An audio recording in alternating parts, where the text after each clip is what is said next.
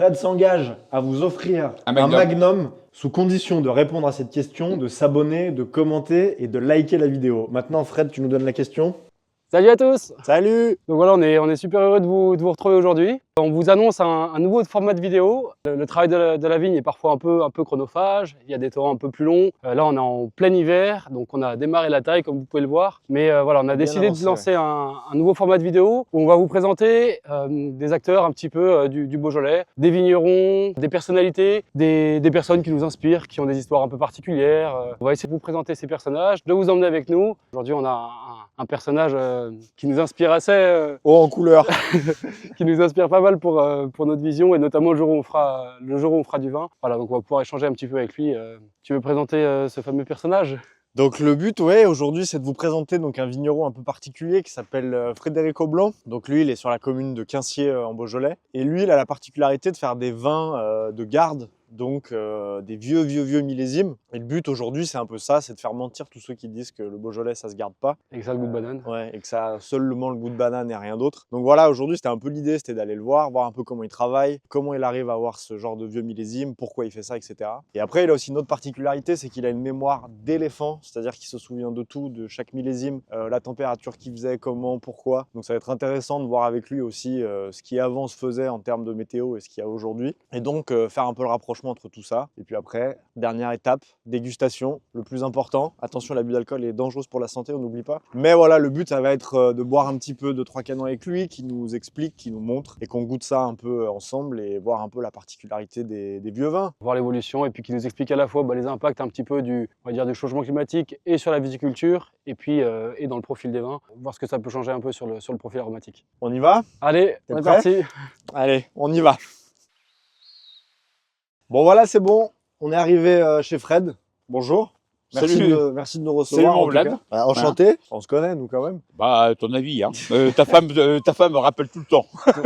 C'est moi. Allez, il commence. Vous avez vu le personnage un peu. Bon, donc, on va commencer par la partie cuvage. On va commencer vite, oui. Après, on va aller faire un petit tour dans la cave. Ouais, je vais te montrer la cave à vin vieux, qui est un peu emmerdier, parce que j'ai tellement de vin qu'on s'appelle l'extérieur. Sauf du tien. Ouais, C'est quand même extraordinaire. Bon, Eh ben voilà. Donc, mais voilà, donc après, je petite te dégustation. montrerai ça. Et après, on fait une jolie petite dégustation avec un petit casse-croûte. Parce que le Beaujolais, on est dans le Beaujolais. Le Beaujolais, on déguste et on mange un petit morceau. C'est beau. Hein. Bon, bah, allez, on y va. C'est bon, tu te dépêches commence parce par qu'il le caille. Bienvenue dans le cuvage de Fred Aublanc et de Georges Aublanc. Georges Aublanc est mon père. C'est lui qui a monté tout ça. Donc ici, nous avons un cuvage début des années 70 qui était le must par rapport à ce qu'il faisait. Je vous montrerai après où nous arrivons le raisin et où il finit sur mon copain. Le pressoir. Ce pressoir, à mon âge, il est tout jeune. Et ça fait combien de temps, du coup, que tu as ton domaine ici? Vous avez commencé en quelle année? Mon père a commencé ici, la première récolte de vinification, c'est 1972. Mais mon père a commencé en 1960. Mon grand-père a commencé en 1933. Il était métayer. Mon père a racheté au démarrage des terrains, il a monté son entreprise, enfin son exploitation. J'ai repris des vignes extérieures, on n'avait pas de vignes à l'époque, le Beaujolais marchait bien. Et tu as toujours travaillé dans la vigne? Oui, depuis tout petit. Je suis né avec un sécateur à la main. C'est pour ça qu'il ne veut plus. Ça ne veut plus marcher maintenant. Ça marche moins bien, mais bon, c'est comme ça. Et du coup, là, ici, vous faites quoi comme cru et comme appellation? Alors là, on est en plein cœur des villages, et des villages de garde. On est à un endroit, et on est une des seules caves à vin vieux du Beaujolais. C'est pour ça qu'on voulait vous emmener ici. C'est l'une des raisons principales. 10 ans, depuis 1968, on a toutes les années, et qui sont buvables. Les grands millésimes sont les grands millésimes. Les autres, il y a des millésimes les millésimes pourris. Comme dans toutes les régions viticoles, on peut les boire, mais aucun intérêt. Mais nous avons tout ça.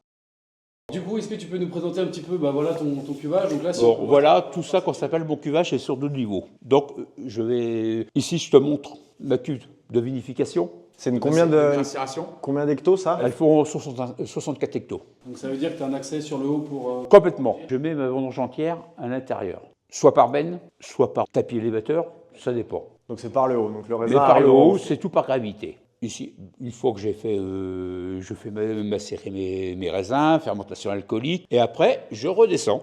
Et au bout de quelques temps, soit si je veux des nouveaux, des vins un peu plus frais, des vins un peu plus de garde, ça dépend aussi des parcelles, et je l'amène par gravité. Je mets un couloir, Ce petit monsieur, mon père l'a acheté en 68. Il a mon âge, il est tout jeune. Donc, petite particularité, c'est un pressoir en bois. En bois, oui, complètement. Et je le manie automatiquement à la main. Comment ça à la main? Il n'y a pas de programme. Le programme, c'est moi qui le fais. Et du coup, juste pour expliquer, c'est un système de vis en fait. C'est une vis sans fin où deux plateaux se rejoignent. Ça permet qu'on s'appelle de presser.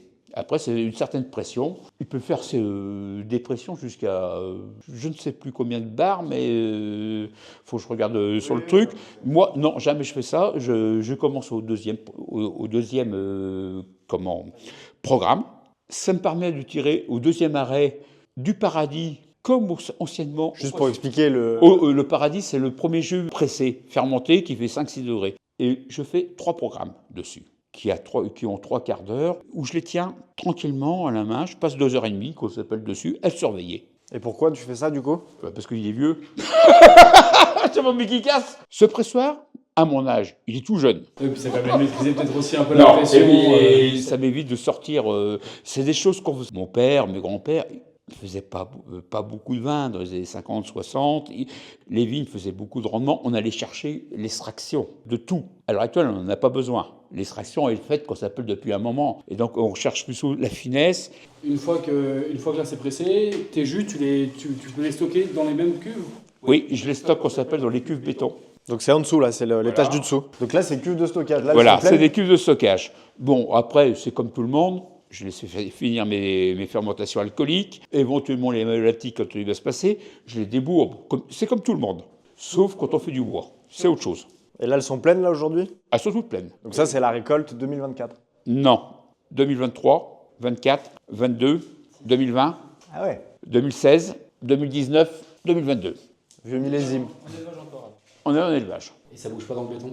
Ça bouge à bout d'un moment. Mais après, c'est comme tout vin, comme dans le bois. Là, dès 2017, excuse-moi, en brouillis, qui ont 6 ans, je ressors des cuvées, ce que j'appelle les bachasses. 2018, je les sors au fur et à mesure. J'en ai là 6 ans de fût. J'en aurai qu'on s'appelle à 10 ans. Bon donc du coup ici c'est ta cave à C'est millésime. le cave qu'on s'appelle de la maison familiale. Donc il y a quoi comme bouteille? Il y a des bouteilles depuis 1968. Ça fait combien de bouteilles à peu près là au total du coup? 5000. En Beaujolais, 5000. Après, il y a le reste, des copains, tout vin, à gauche, à droite, voilà. Ouais, les vignons. Il faut que j'y range au bout d'un moment. Mes copains sont vraiment des salopards. Ils me donnent des bouteilles, ils me disent on les boira dans 10 ans. Je dis ouais, mais j'ai plus de casier. Ouais, il n'y a plus de place. Mais bon, c'est comme ça. Et donc là il y a des vins que tu as fait avec ton père. J'ai fait des vins avec mon père. Mon père a fait ses vins depuis en 68. Ouais, j'étais à peine né. Hein. Bon, il reste des casiers de 66 là, que je n'ai pas le droit de toucher parce que c'est l'année de son mariage. Qui sont bonnes, t'en as déjà goûté? Oui, on en a bu une bouteille à Noël. Ce Noël là? Oui. Ouais, parce qu'on est quoi? 66, Ouais. c'est affaire. Mais bien sûr. Mais la plus belle bouteille qu'on a retrouvée il y a 5 ans, comme je te l'ai dit tout à l'heure, c'est 1961. On ne savait plus qu'on en avait. Ouais. Et c'était bon. Oh purée. En Beaujolais village? Oui, Beaujolais village. Oui, Madre- comme quoi, 61, ça peut être bon. Hein. Madre de Dios. Pobre de mio. C'était le petit Jésus en culotte de velours avec la Sainte Vierge en Pont-Jartel. Ah bah, mieux en mieux. On a mangé ça sur un petit pavé de biche, sauce vin et groseille, et ben, on a mis un quart d'heure à la boire. Hein. Mais je l'avais préparé. Quand j'ai goûté ça, j'ai dit oula, je sais ce que c'est. Lui, mon père ne se souvenait pas. Je sais ce que c'est. Et là on parle beaucoup de vin rouge. Tu as une petite production de vin Oui, blanc, mais ça, on parlera ça après, c'est marginal. je te dis qu'on s'appelle les grands millésimes. Tu me demandes les grands millésimes, comment tu sauras que le 61, pour moi, c'est le 3e meilleur vin que j'ai bu de ma vie? Le tien. Oui. Et là, du coup, mais t'as des blancs quand même en vieux millésime. Je les ai commencés, je dois avoir une 98, mais je sais plus où. Et c'était bon quand même? Ouais, En très village très bon. Ouais, oui, En très, Beaujolais très bon. blanc, Oui, en très, village très bon, très très bon. Mais bon, les blancs ne sont pas faits qu'on s'appelle pour Non, vieillir. Voilà, c'est là où je voulais en venir, c'est savoir si. Non. Non, c'est bien. Qu'est-ce qui fait qu'un vin peut vieillir? Un vin qui peut vieillir, ça dépend du secteur. Je ne ferai pas les mêmes vins ici en bas, qui tiendront moins sur la longueur, ils sont beaucoup plus sur le fruit. Ils ont une belle puissance, oui, mais sur le fruit et sur 3-4 ans, 5 ans. Je monte ce que j'appelle les bachasses. On peut faire ce qu'on veut là-bas dedans. C'est des vins de garde. Et pourquoi? C'est la hauteur? tu Mais penses, non, c'est le terrain aussi. C'est le terrain. C'est Et le c'est quoi terrain. comme terrain? Alors là, il y a tout. Il y a tout. Il y a tout. va pas m'expliquer, je vais pas aller racheter 3 sets pour aller faire des machins qui vont me dire 7 coûte 1000 € pour savoir ton machin, j'en ai rien à foutre. Non, mais toi, tu sais ce que Mais c'est. moi je sais, et je dois sortir, qu'on s'appelle des cuvées, les vraies cuvées de garde, c'est là-haut. Je peux sortir des jolis nouveaux aussi, hein, là-haut, hein. Au bout de 4 jours, paf, au revoir. Mais tu sors, qu'on s'appelle des vins de garde, c'est de la bombe. Ça sort, de toute façon, ça sort tout de là-haut. Donc dans les vins que tu gardes un petit peu chaque année, dans les C'est là-haut. vieux millésimes, C'est c'est là-haut. toujours sur une cuvée spécifique qui est Non. faite pour la garde. C'est Jao. Mais, toujours Bachasse. non, Bachasse, c'est autre chose. Bachasse, qu'on s'appelle, c'est une petite vigne qui a 3500 mètres, qui était plantée en 47, qui est de ce secteur, qui ressemble au séduire, mais qui a plus de finesse. Et c'est quoi ça? C'est le sol encore, tu penses? Bien sûr. Juste Automatiquement. pour expliquer, il y a quoi à peu Ouais. près que tu retrouves quoi dans le sol là-bas Mais- comme type de sol? C'est quoi? C'est des granites, un peu T'as de tout. sable? T'as tout. Des veines de pierre blanche. Pourquoi qu'est-ce qu'elle se fout là? Des veines de pierre bleue au-dessus. Ouais. De la roche pourrie. Puis c'est des vignes qu'on s'entend. Ok, donc le pied de vigne à 100 ans là-haut. Sur plus 100 ans, oui. On en parlait tout à l'heure avec ma mère et mon père. Tu sais, tes plus jeunes vignes, elles arrivent à 40 ans, qu'on a planté en 90. C'est pas les meilleures, entre parenthèses, le terroir est très bon. Les greffes, c'est de la merde. Mais tout le reste, oui. Mais on a des vignes qu'on s'appelle qu'en 70, 80, 90 ans, 130 ans. Mon père a la plus vieille vigne du Beaujolais. Tête du monde, cultivée. Oui, complètement. Et il a quel âge? Enfin, elles ont quel âge ces vignes? Napoléon III, à 4-5 ans près. Second Empire. Magnifique. Ah bah ouais, non, c'est sûr. Par contre, tu la passes en bio, qu'on s'appelle, elle est morte. Mais t'as des ceps qui sont... Elle fait ses 40 étoiles par année. 40 hectos, t'arrives à tirer? Hectares, oui. Année par année. Mais si tu la balances en bio, elle est morte. Oui, bah, parce qu'après elle était Mais tu habituée peux à rien ça. passer, t'as pas de rang. Mais tu regardes ça, tu dis... Putain, C'est sûr. Et si ça donne des beaux millésimes comme ça. mais complètement. Et puis, respect pour cette vigne.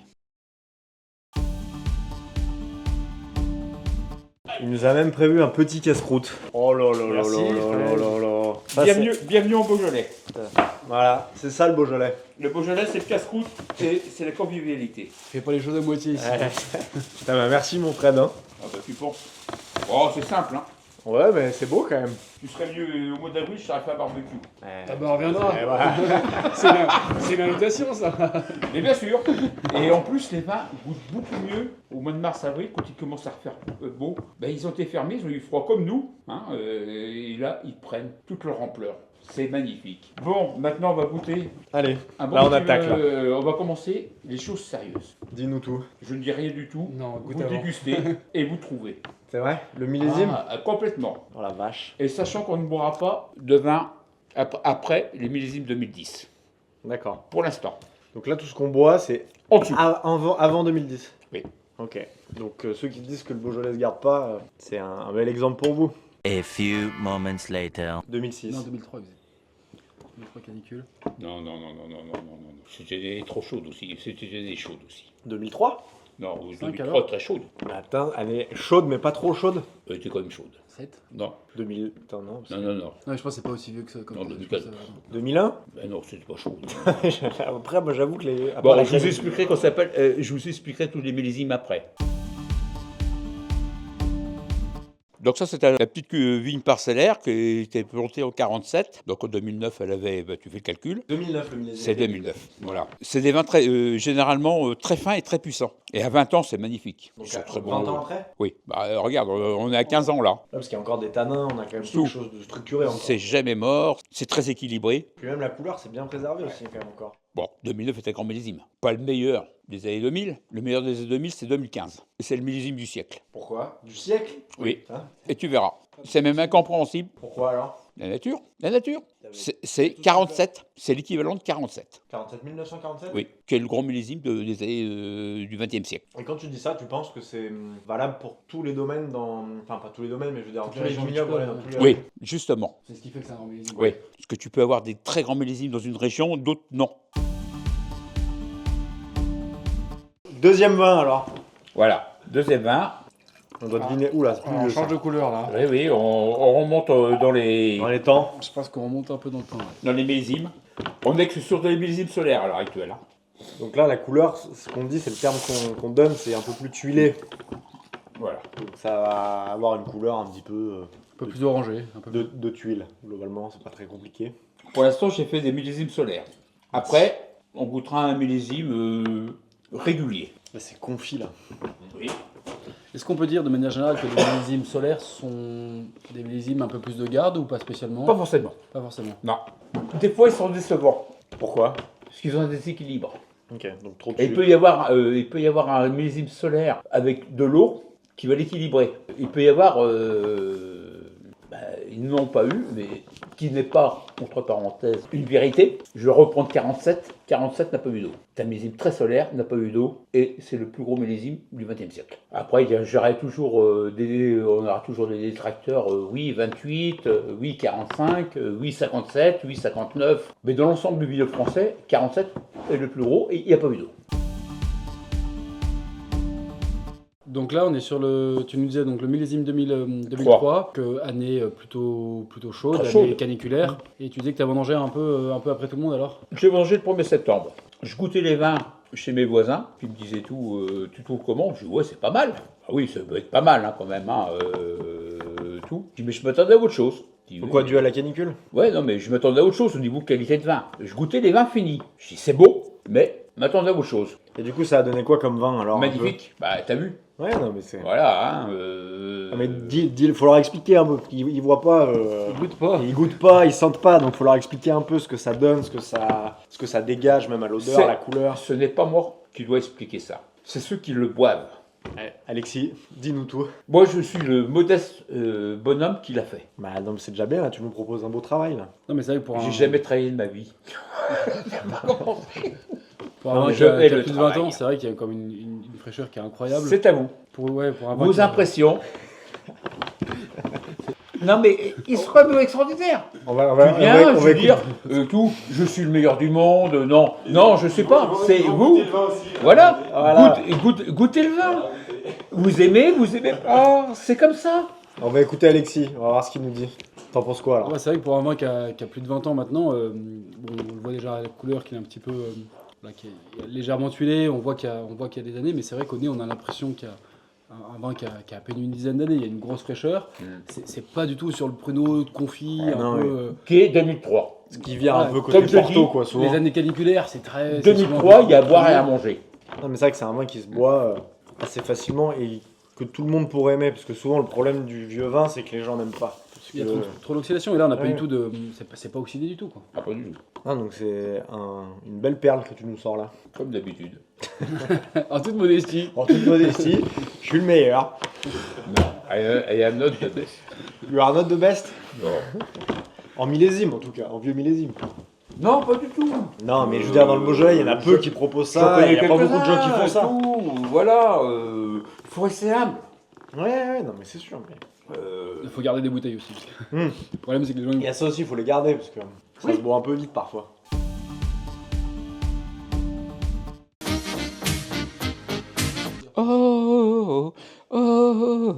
Anno, à tout fido. Tu connais pas ça? Je l'ai pas dit alors. Elle Corlay, 1985. Elle passe très rarement. Merci. On a l'impression que c'est plus jeune à la couleur. Ouais, on est remonté un petit peu dans le temps. Bon, du coup, troisième vin. On n'oublie pas aussi que l'abus d'alcool est dangereux pour la santé. On va essayer de deviner. Je pense qu'on est sur quelque chose d'un petit peu moins vieux que le 2003. On est remonté un peu dans le temps. Non, on est redescendu On est alors. redescendu encore. C'est C'est- important, parce la qu'on- couleur On a est. une couleur qui est plus soutenue, qui est moins tuilée. Parce que là, on a quand même. un millésime moyen. Là, on est Et encore la moins magie des tuilé. là. millésimes. On est moins tuilé que tout à l'heure là. Il y a plus de fraîcheur que Ouais. tout à l'heure. Il y a plus de fruits frais, fruits rouges. Et même plus de Complètement. structure. Pourquoi quand ça s'appelle qu'un millésime solaire ne peut être pas spécialement un très grand Et pas, millésime et pas aussi chaud du coup que 23. Et un comme 23. millésime qui est peut-être moyen Modeste. peut monter au-dessus des autres. Avec le temps. Oui. En bouteille. Ah oui, parce que là, ça n'a rien à voir là. Ouais. Il y a beaucoup Il y a- plus il de y a plus structure. fraîcheur, il y a ouais. plus de. Ouais. Ben messieurs, c'est 1995. Allez, à mes 30 ans. Ah, c'est vrai ça. Il a eu 30 ans. Ben c'est 95. Eh ben 95. voilà, c'est l'année de ta naissance. Putain, il a l'âge d'Alexis. Ben. 95. Ah, c'est beau hein. Bah, belle surprise. Je crois que c'est. Ouais. J'ai pas dû en boire beaucoup des 95. Au sein de ta mère. Il est cool. Mais c'était du 94. Puis j'ai pas regoûté. du coup. T'as 95. Ouais. 30 ans. C'est fou quoi, la Je structure. vais qu'il y pas a. t'offrir à 96, t'en as déjà bu. Oui, c'est vrai, c'est Voilà. vrai, c'est vrai. Non, mais J'ai 15, hésité. il y a plus de. Je trouve qu'il y a plus de fraîcheur que sur le. C'est complètement différent. Sur 2003, c'est vraiment, Ouais. vraiment différent. Mais Comme quoi, ça se tient encore. 30 ans, on dirait pas, hein. Franchement, c'est impressionnant. Comment tu le décrirais ce vin? L'année, en termes de météo, qu'est-ce qui s'est passé? Comment... Alors, en termes de météo, je peux te dire, je suis fêté je fêtais le 12 mai à Bouillé, à côté des villes de tes grands-parents. Elles étaient poussées comme ça. Et j'ai cru que j'ai fait une connerie parce que j'étais parti. Tu fais le premier traitement, c'est normal, hein, t'es comme ça. Il fait froid, il fait froid. J'ai Philippe Deschamps qui est descendu avec moi, j'ai dit je crois qu'on est en train de faire une connerie. Donc début de millésime froid. Ah oui, il gelait, mais les vignes ont gelé. Ah oui, Sauf donc, que j'ai sauvé, en fin de compte, sur cette bêtise. Enfin, c'est pas une bêtise parce qu'on n'avait pas les systèmes météo qu'on a à l'heure actuelle. La température est tombée à 7h30 du matin. On a commencé à 7h, 6h. Et ça fait juste comme ça, et les vignes faisaient comme ça. Mais en fin de compte, ça sauvait une grosse partie qu'on appelle de la végétation. Ça avait une protection. Et après, il a fait quoi comme température au moment des Oh, vendanges? pas très. Ni bien ni mauvais. Et vous avez vendangé au combien là? 15 avril. 15 avril. 15 septembre. 15 septembre. Ouais, 15 septembre. Ah mais c'est impressionnant, ouais. T'as fait un beau cadeau hein, pour tes Ouais, 30 ans. Pas mal, j'apprécie. On Non, conduit pas après, on 2009, précise hein, 2003, quand même. On vient nous chercher. Donc là, on n'est plus du tout sur un vieux millésime. Non, là, bah si, quand même, qu'il a quand même 8 ans. 8 ans. Ouais. Mais sauf que là, tu vas nous expliquer un peu, mais là, c'est une façon Oh, de bah ça, vinifier. c'est le truc à la con. J'ai pris une parcelle, je me suis amusé. Au démarrage, je voulais faire une cuvée à 75 jours de macération, qui était très très bonne. Je suis parti et c'était magnifique à 70 jours. Un grand copain du Sud qui commençait à vouloir faire des jarres, tout, à plus longtemps. Tu peux pas durer un peu plus longtemps? Je suis, oh, bah oui, j'en ai 6 hectos, c'est bon. On fait durer plus longtemps, pas de problème. On goûte. Tous les mecs savaient que mes copains du pays, là, ils savaient que j'avais fait ça. Ils m'en ont quand même plus 2 hectos. Heureusement que j'avais entre 65 et 115 jours. Heureusement que j'avais un plafond mobile, que je pouvais descendre, que ça pointe pas. Descendre le niveau. Voilà. Alors, si j'ai fait ça, c'était pour avoir les antioxydants pour pas mettre de SO2. Donc là, il n'y a pas de soufre. Non. Donc c'est sans sulfite ajouté. Donc comme dans Voilà. les vins nature. Mais sauf que je cherchais les antioxydants, les anthocyanes et tout. Je cherchais ça. Du coup, c'est une macération vraiment, donc c'est que tu as de la grappe entière pendant 400 jours. Non, j'ai égrappé. Grappé. J'ai égrappé. Et après, pendant 400 jours, tu l'as laissé dans ta cuve Laisse-moi béton. finir l'histoire. Non mais il faut que ce soit clair pour les gens. Oui, non, mais laisse-moi finir l'histoire. Mon copain du Sud, tu peux pas faire ça, parce que je vais faire ça plus longtemps. Sébastien m'a dit, on peut faire ça plus longtemps. J'ai dit, ok, bon, c'est bon, je le fais. La Beaujolloise. Vous connaissez tous la Beaujolloise? Non, tout le monde connaît pas la Beaujolloise. Tu connais pas, toi? Mais si, moi je connais. Bon, mais alors. Eux, ils connaissent Bon, pas, eux. ils connaissent la Beaujolloise, bien boire en Beaujolais. Moi, j'avais une offre avec tous mes clients, je ne la faisais pas, mais j'avais une offre ici. J'ai 50 ou 60 personnes qui mangeaient, des cochons, enfin, tout ce qu'il fallait. Et je fais goûter ça pour la première fois aux femmes qui montent des vignerons. Quoi? Les femmes des vignerons, Ah oui. qui est tout, je leur fais déjà goûter, elles en première. Je les mets tous à mon cuvage, tout. Parce que d'habitude, c'est toujours les mecs qui arrivent, et les femmes n'avaient pas le droit de venir. Et j'ai dit, les femmes, elles étaient venues, je les ai tous invités, ils avaient autorisé. Et j'ai dit, hop, on goûte. Ah, super. Pof, bon, je les repasse. Les autres, bon, mes copains qui me disent, tu peux pas durer plus longtemps. Là, t'étais à combien de jours J'étais à 240. de macération? Ouais, début avril. Donc 240 jours de la macération. Beaujolloise, voilà. Pof, il goûte ça, pof, et putain, c'est super, faut mettre ça en bouteille. Et je vois monsieur Peter Fischer, Château Revelette du Sud, très grand nom, mon copain. J'ai rien fait 300 jours. C'est bon, mais j'ai rien fait 300 jours. Là, t'es piqué au vif, là. Je le regarde, je dis, C'est une question d'ego. Là, question d'ego. je vais faire 400 jours. Moi, vivant, Fred Aublanc, je ferai 400 Je fais jours. 400 jours. Et j'ai fait 400 jours. Savoir qu'une macération, en moyenne, c'est entre 10 et 20 jours, c'est déjà pas mal, quoi. Et j'ai fait Donc là, 400 jours. Quand j'ai goûté, j'ai dit, oh putain, c'était herbassé dans tous les sens. J'ai dit, direction les fûts. Direction les fûts, qui n'était pas prévu, parce que le démarrage, c'est du jus de fruits. À 70 jours, c'est du jus de fruits. Tu bois ça, c'est bom. Ça fait 11,5 ça. Mais c'est marrant que ça prenne pas ces tanins assez Ah, non, mais des c'est pépins non, très ça, secs. c'est fini. J'avais ça, c'était sec. C'est bon depuis 6 mois. Ok, ah ouais. Tout. Mais j'ai bien réussi mon coup. Donc c'est en bouteille que ça s'est vraiment transformé. Ah oui, mais j'ai fait 400 jours de fût. 400 jours de bouteille. Ça commence à être à peu près bien. Mais maintenant, il a fallu 8 ans. Du coup, petite conclusion. On a fait 2009, 2003, 95 et la fameuse cuvée des 400 jours. 400 jours. 400 Belle jours. découverte. Donc 400 jours de macération, on rappelle, c'est exceptionnel. Tu es peut-être l'un des seuls à avoir fait ça. Je suis seul. Voilà. Non, donc c'était une belle découverte et on avait à cœur de vous présenter ce genre de monument parce que c'est rare de pouvoir déguster ça, d'avoir des personnes qui acceptent d'ouvrir ce genre de bouteilles parce que c'est quand même des vieilles bouteilles. Et merci Fred de nous avoir fait confiance, de nous avoir fait déguster tout ça, de nous avoir reçus. Mais comme il n'y a tu nous as aucun reçus. problème. Ta conclusion? Ça prouve qu'on peut boire des vieux millésimes dans le Beaujolais et qu'il y a des vrais vins de garde. Donc vous n'avez pas pu déguster avec nous, mais voilà, on vous souhaite de pouvoir acheter des vieux millésimes, des vieilles bouteilles. Garder aussi des bouteilles en cave, c'est important de pouvoir en acheter plusieurs, de les faire vieillir et de les regoûter tous les 5, 10, 15, 20 ans. Ouais, non mais buvez-les parce qu'autrement on va être pauvre. Ça vous fait faire bien. Mais voilà, après 9 ans, bah, aujourd'hui ça coûte super bien. Donc ça vaut le coup de parfois faire l'effort de garder un peu les vins. Et C'est d'essayer important. de goûter sur des vieux millésimes. De pas toujours boire et de garder en cave pour pouvoir apprécier plus tard, parce qu'il y a des choses qui sont pas forcément bonnes à goûter tout de suite. Il y a certains vins où c'est beaucoup plus agréable de les goûter plus tard, et puis aussi ça fait des souvenirs. Parce que J'adore ces jeunes. donc on essaye. Ça me fait marrer. Allez, merci beaucoup, à bientôt. Et n'oubliez pas, hein, surtout, on suit du bourgeon au bouchon. Essayez d'aller suivre le compte Instagram, de vous abonner, de liker, de commenter, et puis on verra pour la prochaine vidéo. On va faire gagner Magnum aussi. Oui, c'est vrai ça. On va voir avec Fred. On va négocier parce que là, il est parti. Fred s'engage à vous offrir Un un Magnum. Magnum. On verra le millésime et la personne qui Non, aura pas été. bon Magnum quand même. Hein. Là, oui, mais c'est déjà un beau cadeau, un Magnum. Voilà. Sous condition de répondre à cette question, de s'abonner, de commenter et de liker la vidéo. Maintenant, Fred, tu nous donnes la question. Quel est le vin qui a été bu dans le film Le Tatoué en 1961? Voilà. Si vous répondez, La réponse, vous pouvez Le vin du Beaujolais. donc si vous répondez à la question, vous avez le Magnum de Fred. Ouais, avec l'année. Hein. À vous de jouer maintenant. Hein. Allez, merci à vous. Allez, à plus. À bientôt pour la prochaine vidéo.